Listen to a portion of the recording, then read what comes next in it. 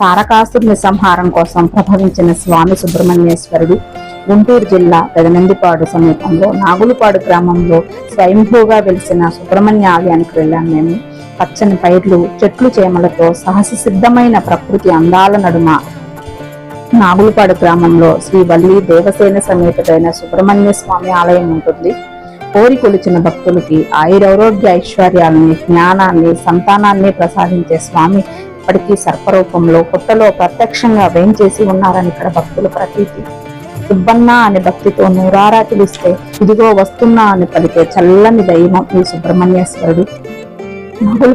నాగులపాడు గ్రామంలో సుబ్రహ్మణ్యేశ్వర ఆలయంలో గర్భగుడిలో సహసిద్ధంగా ఏర్పడిన ఒక పుట్ట ఉంటుంది. 200 సంవత్సరాల క్రితం పొలాల్లో ఈ పుట్ట వెలిసింది.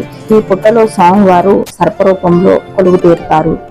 మేము సంవత్సరానికి ఒక్కసారైనా ఇక్కడికి వచ్చి వెళ్తుంటాం.